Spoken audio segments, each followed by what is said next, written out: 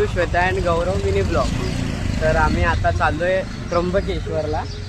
त्र्यंबकेश्वरला actually आम्ही जाणार होतो 4 जण, पण त्यामधलं एक जण गेला महाबळेश्वरला.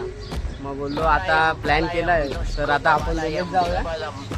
तर चला. सो आता आपण केलं पेट्रोल फुल. आता आपण पुढे जाऊ आणि बघू. अजून नाश्ता पण आपला पेंडिंग आहे. तर आता आपला स्टॉप बघू, तिथे स्टॉल चालू आहे. आणि आता वाजले आहेत 1:43. तर आता बघूया, नाश्ता करूया पहिला, मग जाऊया आपण पुढे.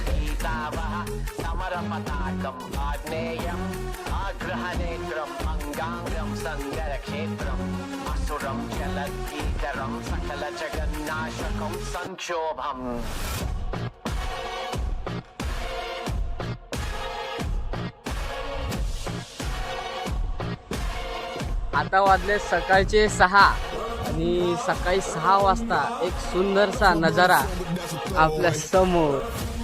हीच मजा आहे मित्रांनो.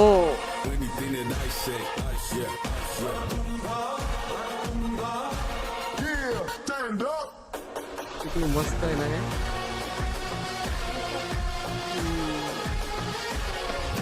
खाली रोड आहे.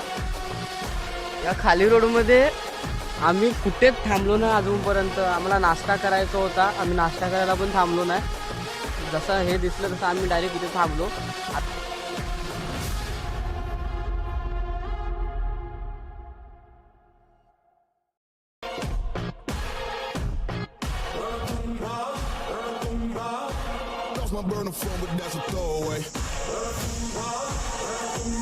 आत्ताच जस्ट आम्ही तिने पियालो.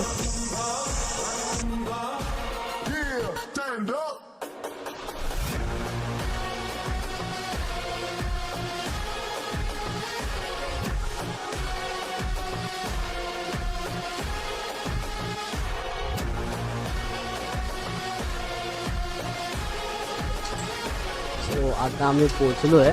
आता आम्ही लाईनीत आहे.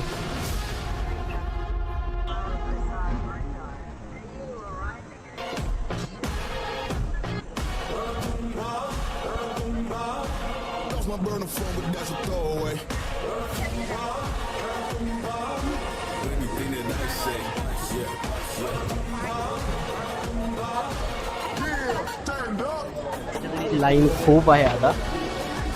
आता बघूया किती टाइम लागतो दर्शनाला आपल्या. काय होता काय बोलते.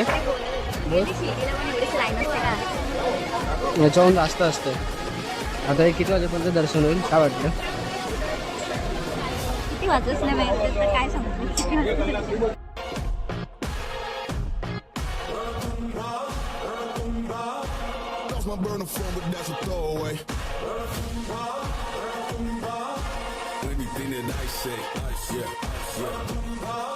आता आम्ही लगभग 4-5 तास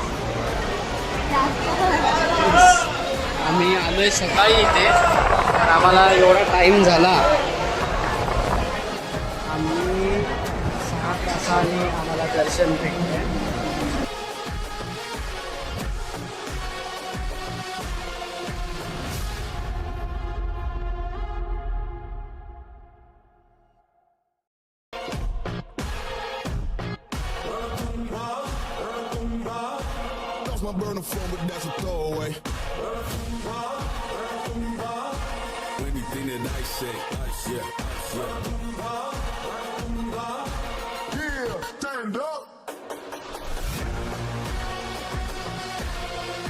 आता आमचं मस्त दर्शन झालं.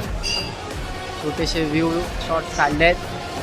त्र्यंबकेश्वर एकमात्र ऐसा ज्योतिर्लिंग यहाँ आप कर पाएंगे त्रिदेव यानी ब्रह्मा विष्णु महेश के दर्शन एक ही ज्योतिर्लिंग में.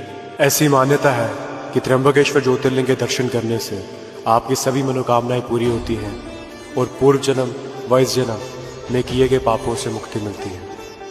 दूसरों के वास्ते तू सदैव ही जिया, मांगा कुछ कभी नहीं, तूने सिर्फ है दिया.